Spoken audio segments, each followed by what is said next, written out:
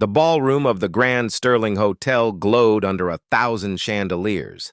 Dinner plates clinked, violins played soft luxury, and men in tuxedos toasted champagne. Like they owned the world, because many of them did. At the head table sat Alexander Ward, billionaire tech founder, calm, powerful, untouchable, or so everyone thought.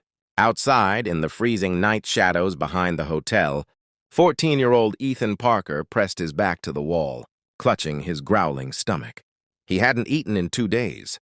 His hoodie was torn, his sneakers had holes, and his face looked too young to already know so much pain.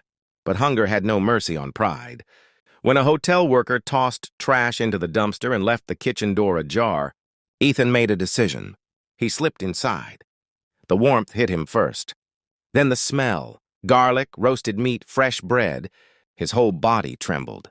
Just food, 1 plate. That's all I need. He moved quietly among the busy kitchen staff who were too distracted to notice him. He spotted a silver tray of leftovers and reached for a bread roll. That's when he froze. Voices, harsh whispers. He ducked behind a counter. A man in a tall white chef hat leaned close to a stranger in a suit. They looked dangerous, not kitchen staff dangerous, but street dangerous. Ethan listened. "Are we clear?" the man in the suit said quietly. "He takes 1 bite and it's over. No mess, no evidence." The chef hesitated. "Why him? Alexander Ward has ruined too many people with his money and companies. Tonight, he's done."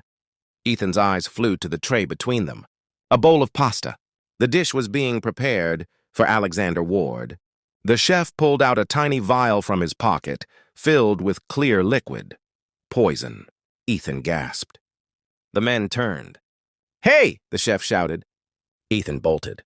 He grabbed the side exit door and sprinted through the back of the hotel. He didn't know where he would go, but he knew one thing. He had to stop that food from being served. Even if nobody believed a homeless kid, even if they beat him, even if he got thrown back onto the street again. He ran through the service hall, found the guest elevators, and slipped inside just before it closed. Ding. Ballroom level. The doors opened. Gold, crystal, diamonds, powerful people, cameras. Ethan stepped out, heart pounding. Security spotted him instantly. "Hey, kid, you can't be in here." Ethan didn't run. He screamed. "Stop! Don't eat that!" The entire ballroom froze. Hundreds of wealthy guests turned. Security charged toward him. Alexander Ward, seated with a plate of pasta being set before him, looked confused. Ethan shoved past people, knocking over glasses and plates. "Don't eat that! It's poisoned!" Guests gasped. Laughter broke out. "What is this?" "Get that street rat out of here!" 2 security guards grabbed Ethan and slammed him to the floor. He winced in pain as they twisted his arm. "Sir, should we throw him out?" one guard asked Alexander. Alexander studied Ethan's eyes. There was fear, but also something else. Desperation. "Wait," Alexander said. A rich woman scoffed. "Really? You're listening to a homeless criminal now?" Alexander ignored her. He approached Ethan. "Why should I believe you?" Ethan tried to breathe. I saw them in the kitchen. "The chef, he put something in your food. Clear stuff, a bottle. He said you ruined people. He was paid. Please, you can test it, just don't eat it." A whispered panic moved through the room. Alexander nodded to a security officer. "Bring me the head chef now." Minutes later, the chef was dragged into the ballroom, looking nervous. Alexander stared at him. "Remove your hat." The chef's hand shook. He removed it. A hidden earpiece fell from his ear and hit the floor. The room erupted. Then, he ran. Security chased him. Chairs fell. Guests screamed. Ethan's chest heaved from adrenaline. He looked around, suddenly dizzy. Then he felt a hand grip his shoulder.